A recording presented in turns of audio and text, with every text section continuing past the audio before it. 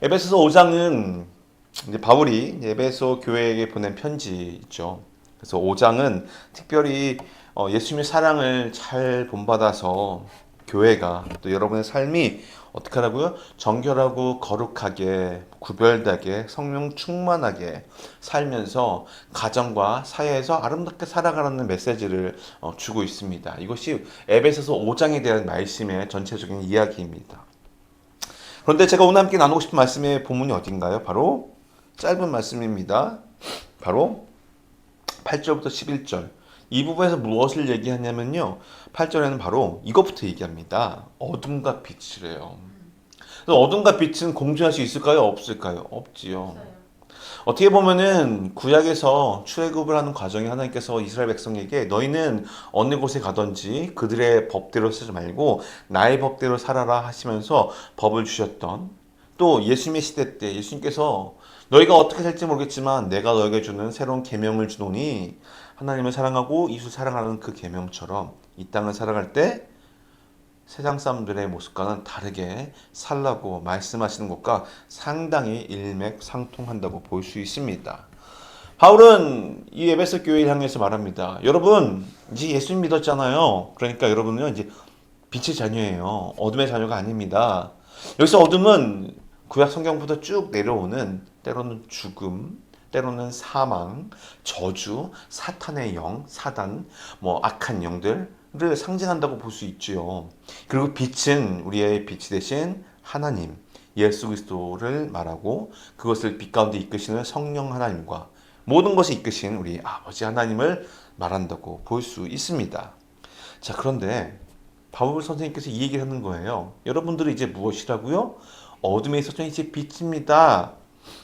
그러면서 하는 이 짧은 말의 가장 큰 요점은 바로 여러분들은 더 이상 어둠처럼 살지 마십시오라는 거예요. 이거는 성경 전체에서 흐르는 예수님 닮아가는 사람, 우리를 죄에서 구원하신 예수님을 어떻게 더 닮아가고 예수님을 따르고 예수님의 모습을 우리 삶 속에 실천해 가는지를 말하는 것과 동일한 맥락입니다. 그런데 우리가 이럴 때 보면은 문제가 생깁니다. 결국은 구약 성경에서 자주 등장하고 있는 거룩이란 단어, 즉 세상과 구별되어 살라는 하나의 말씀인데, 그럼 어떤 것을 구별하나 이겁니다. 우리 사람들은요, 눈에 보이는 것을 기준으로 구별을 할 때가 많이 있습니다. 대표적으로 저는 피클볼을 좋아합니다. 주중에 1회나 2회 정도는 나가서 피클볼을 치는데, 피클볼을 치러 가잖아요. 그러면은 제가 가장 잘 많이 어울리는 사람은 흑인입니다. 요즘에는 한 인도 친구랑 친해졌어요. 그리고 얼마 전에는 중국과 치는 걸 쳤었고요. 필리핀에서 온 사람도 쳤습니다. 다양한 사람들이 있고요. 또 어린아이부터 노년에 이르기까지 또 남자 여자 상관없이 정말 다양한 사람들이 피클볼을 칩니다. 자, 여기서 여러분, 구별됨, 즉 무언가를 나누는 기준으로 삼을 때 무엇으로 나누면 나눌 수 있을까요? 실력, 성별, 아니면은 나이, 아니면 출생 지역, 언어, 이민자와 아니면 비이민자. 그런데 성경이 말하는 그 구별이라는 것은 사실 이렇게 문화와 환경에서 사람과 사람을 나누라는 그런 말은 절대 아니라는 거예요. 구별되다는 삶을 이야기할 때 우리가 살아가는 이 세상 속에서 우리가 똑같이 살아가지만 우리의 마음에 빛 대신 예수 그리스도를 품고 더 이상 어둠을 쫓아가지 말라라는 삶의 모습을 이야기하고 있다는 겁니다. 그래서 오늘 바울은 에베소서에서 바로 그 부분부터 지적을 하고 있는 거예요. 오늘 본문 말씀을 다시 보면 이렇게 나와 있습니다. 여러분이 전에는 뭐라고요? 어둠이었대요. 근데 이제는 주 안에서 빛이래요. 그래서 빛의 자녀들답게 사십시오. 세상과 구별되는 기준이 무엇입니까? 바로 빛이 있느냐 없느냐라는 거예요. 그렇다면 우리 그리스도인들이 이 세상에서 구별되게 살아가야 되는 그 기준선이 무엇이냐? 바로 하나님, 예수님, 성령님, 이 삼위일체 하나님이 중심으로 되고 살아가고 있는 빛을 바라는 삶이냐 아니면 그렇지 않느냐라는 거예요. 근데 여기서 충돌이 발생을 합니다. 왜냐하면요, 예수님께서 그들에게 무엇을 하라고 그랬죠? 그들에게 예수 그리스도의 이름으로 성령 성부 성자 이름으로 뭐라고 침례를 주고 그들에게 예수님께서 가르쳐준 것을 가르쳐 지키게 하라라고 했잖아요. 그렇다면 우리는 그들과 구별될 수가 없다는 거죠. 함께 교제해야 되고 만나야 되는 거예요. 우리의 삶의 형편은 결코 분리해서 살 수가 없다는 겁니다. 그럼 도대체 성경은 무엇을 얘기하고 있을까요? 우리에게 끊임없이 구별되어 살라고 그럽니다. 그러면 구별되어 있는 건 기준이 있다는 거예요. 나눠지는 건데 그렇다면 그 기준점은 어디서 찾아봐야 되냐? 바로 오늘 본문 8절에 있습니다. 내 안에 어둠이 있느냐 빛이 있느냐 그 기준대로 살라는 겁니다. 자, 오늘 이 이야기를 하기 전에 제가 한 가지 이번 주에 여러 가지 책들을 보다가 되게 재미난 거를 발견하게 되었습니다. 무엇이냐면요. 여러분 그 월리스 선이라는 말을 들어보셨습니까? 월리스 선이라는 것은 지정학적으로 보시면은 이 지도에 나와 있는 것이 보입니다. 이 호주와 인도네시아 이쪽에 있는 보이지 않는 선 같은 겁니다. 보이지 않는 선이 있대요. 저기 안에 보는 점선이 보이죠? 그 영어로 월러스라고 써 있습니다. 이 점선이 선인 거예요. 이 월러스의 선은 눈에 보이지 않습니다. 하지만 동남아시아의 보르네오와 수마트라 섬을 기준으로 이 수많은 인도네시아, 필리핀, 뉴기니 이쪽 섬들에 어떤 보이지 않는 선이 존재한다는 거예요. 이렇게. 우리 눈에는 보이지 않아요.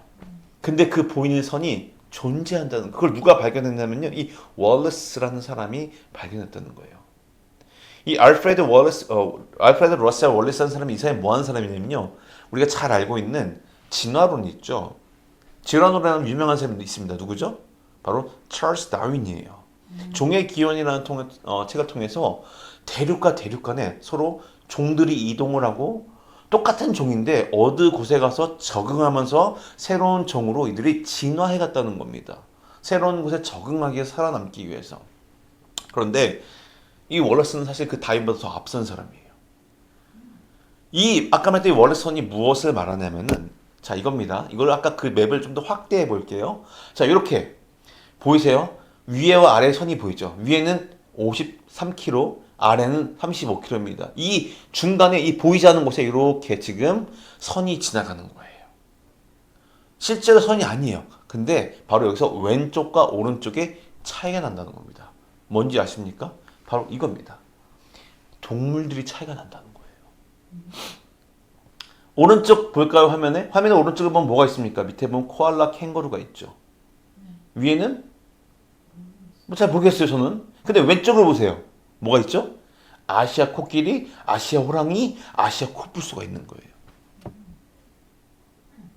동물들이 다른 섬과 섬 사이는 오고 갔는데 유독 이 선에 지나가는 그 두 양쪽 갈래는 동물의 종들의 섞임이 없었다는 거예요.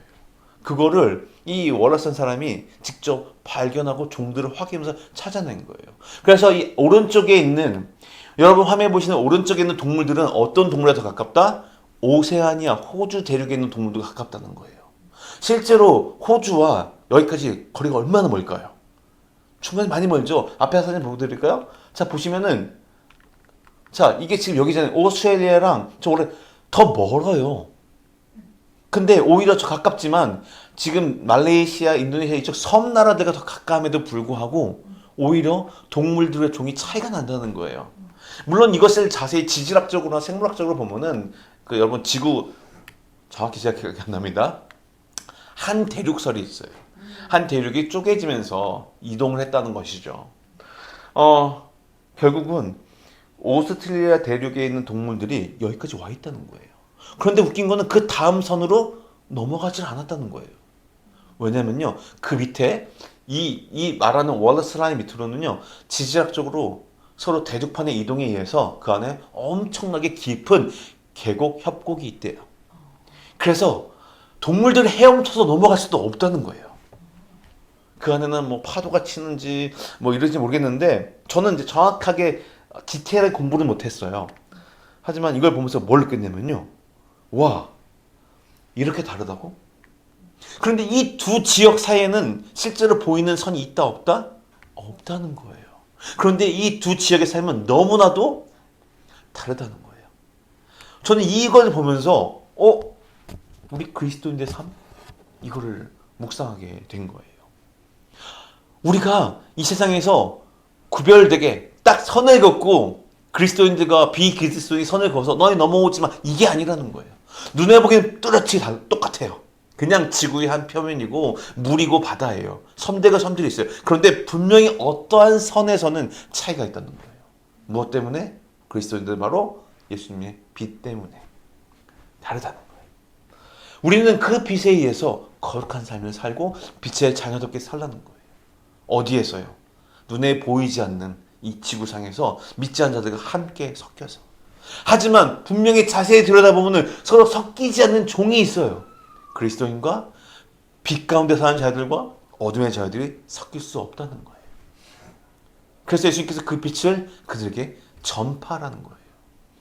그런데 이 월러스의 라인, 이 선을 보면은 하루아침에 생긴 게 아니라는 거예요.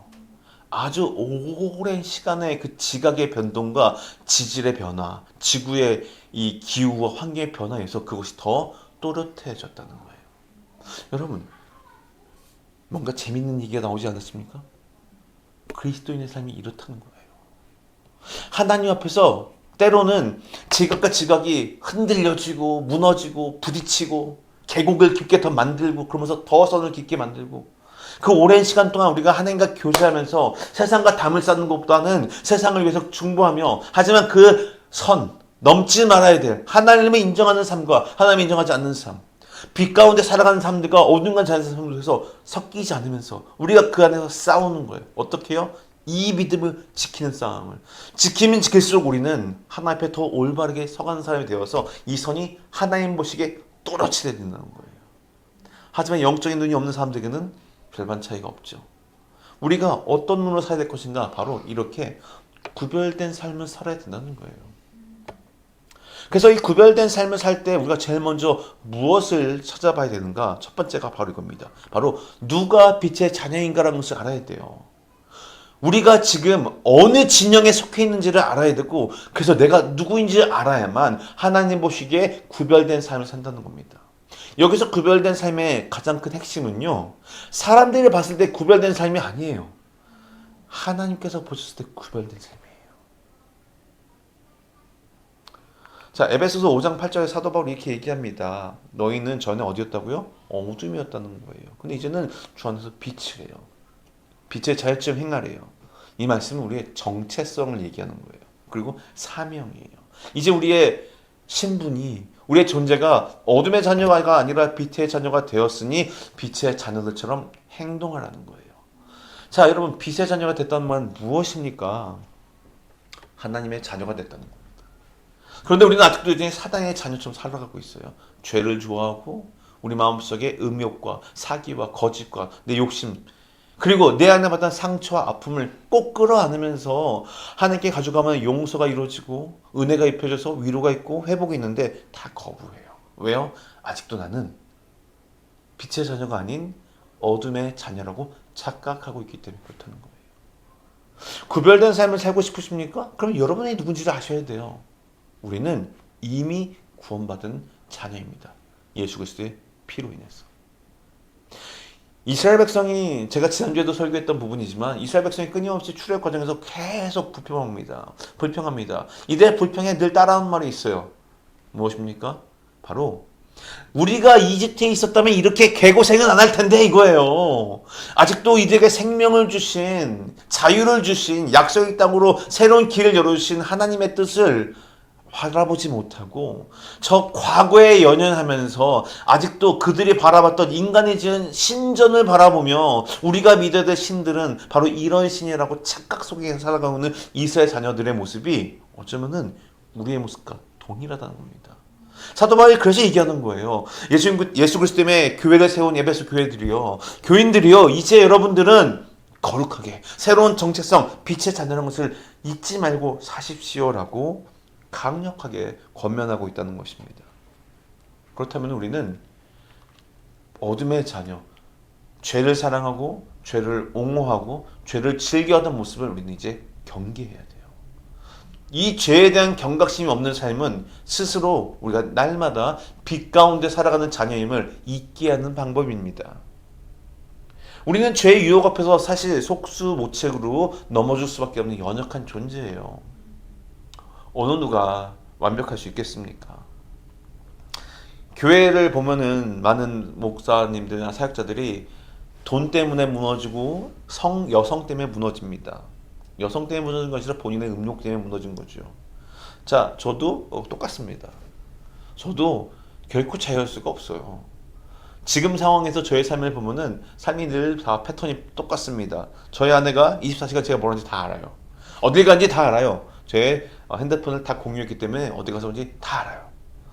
자, 나쁜 짓을 하고 싶어도 돈도 없어요. 시간도 없어요. 그런데 제가 그렇다면은 제 마음대로 인생을 살아가고 싶은 그 남성의 욕구에 자유할 수 있을까요? 결코 없습니다. 제 안에 꿈틀꿈틀이는 죄성이 있어요. 저도 이쁜 여자가 보면 눈이 돌아갈 수 있겠죠. 또 뭔가 야시시한 모습의 화면의 영화를 보면은 다른 생각이 들 수도 있습니다. 들기도 합니다. 그런데 더 이상 그 생각을 부여잡고 즐기며 그 생각으로 들어가지 않게 하는 이유가 무엇인지 아십니까? 바로 이것이 죄라고 하나님께서 알려주셨기 때문에 그래요. 언제든 넘어질 수 있어요. 여러분 삶은 어떠세요? 여러분 삶은 다 이 넘어질 수 있는 것들이 주변에 정말 많지 않으십니까? 그런데 그거에 대해서 여러분은 어떻게 경각심을 갖고 계십니까?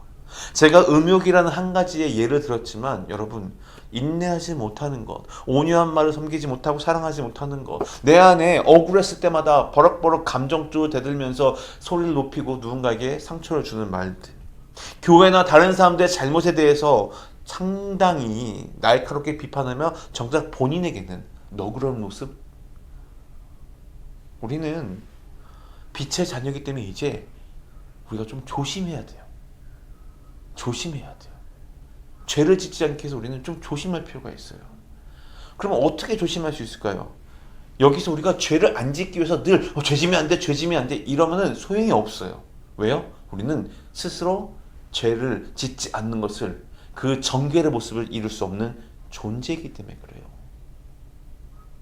우리가 죄의 심각성을 깨닫지 못하면 죄에 무너지는데 반대로 죄만 하다 보면은 반대로 우리는 그 구렁텅이에 빠지게 돼요. 그럼 어떻게 해결법이 있을까요? 바로 제가 며칠 전에 제 아내한테 얘기했던 것처럼 예수 그리스도의 해답이 있다는 거예요. 첫 번째 아담과 하와를 통해서 죄가 인간에게 들어왔을 때 하나님께서 그들에게 벌을 주십니다. 근데 소망을 주셔요.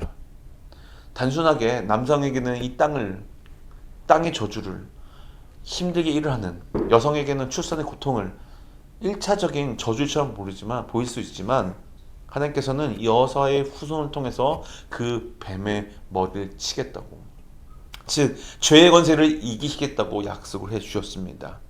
자, 그러면은 예수님께서 어떻게 이기셨죠? 바로 부활로요.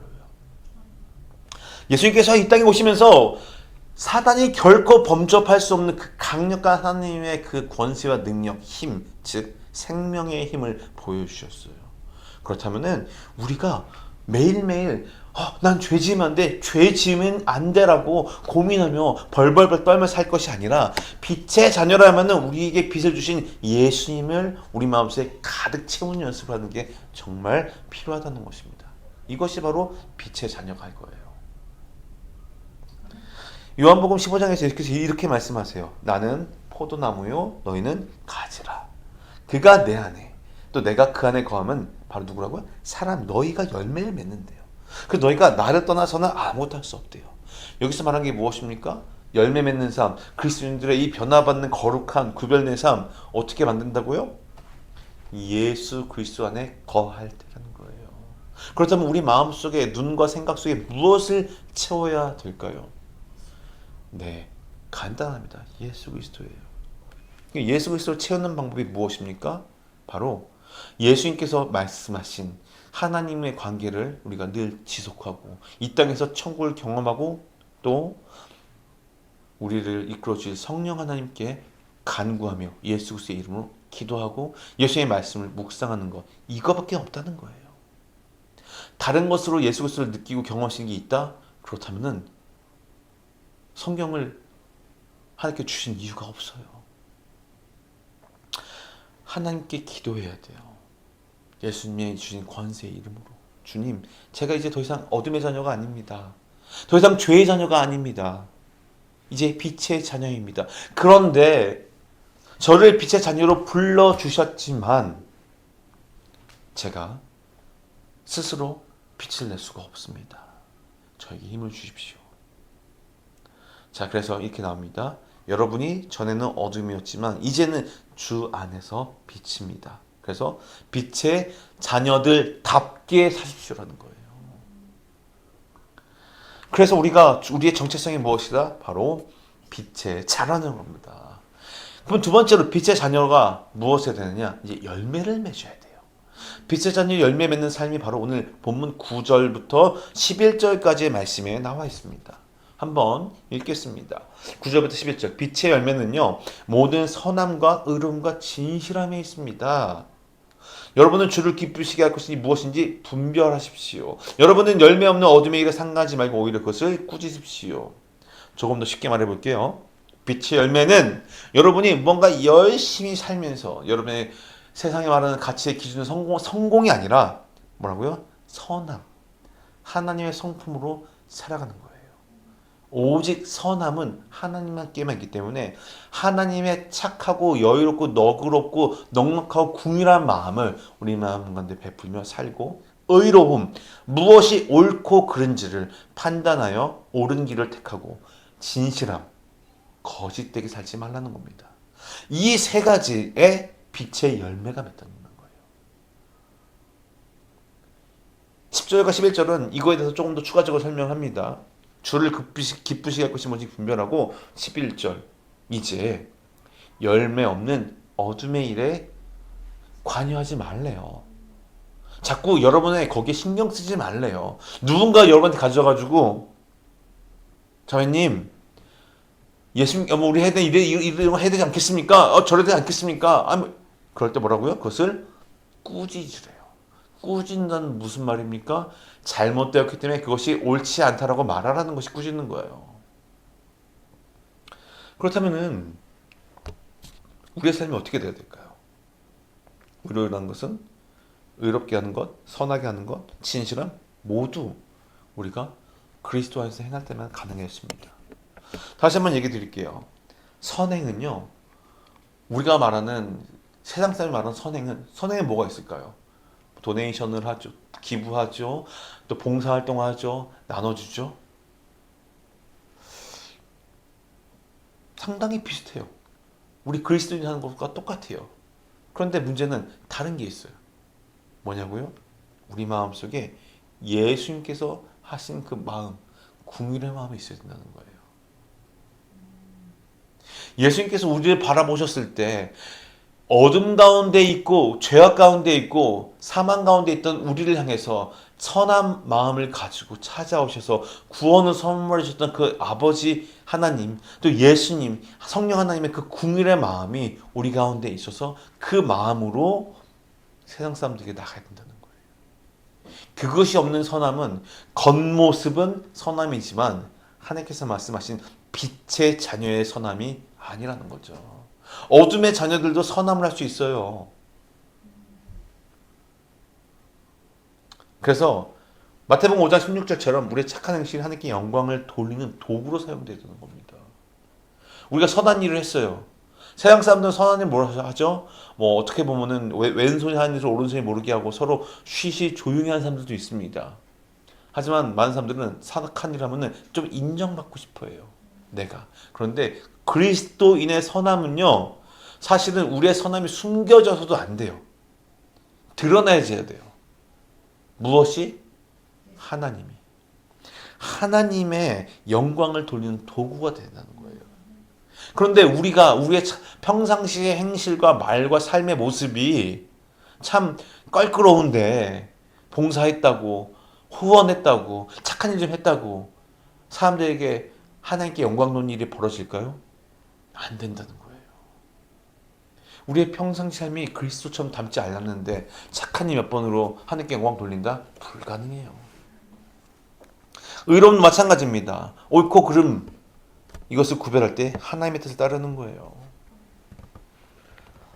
의로움은 단순하게 나 혼자만의 삶이 차원이 아니라 하나님께서 원하시는 천국이 이 땅에 도달하면서 많은 이들과 함께 천국 이뤄가고 싶으신 하나님의 마음을 우리가 실천하는 거예요.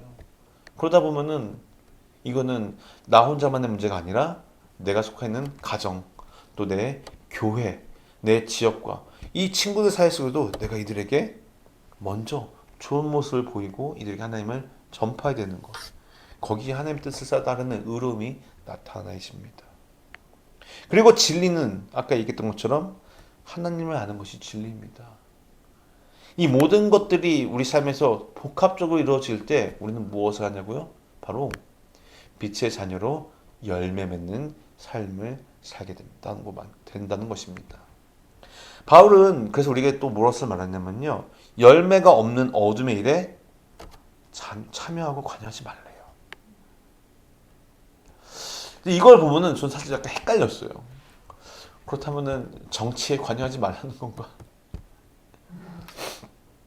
한국의 정치 상황을 보면은 좌나 우로 갈라져서 극단적으로 치닫고 서로 많은 어려움이 있습니다. 사실 한국보다 더 심한 건 요즘 미국 같아요. 아무리 봐도 그 안에 선함이 없는 것 같아요. 저한테는. 빨간색이든 파란색이든 미국의 정치도 저는 다들 다 자기의 이익을 추구하는 사람들만 같아 보여서 그렇게 신뢰가 되지 않고 뭔가 적극적으로 참여하고 싶은 마음이 잘 안 들더라고요. 그래서 오늘 이 말씀을 읽을 때 열매 없는 어둠의 일에 참여하지 말라는 것이 그런 게 아닐까 생각이 들었어요. 그런데 사실 그렇지는 않은 것 같아요.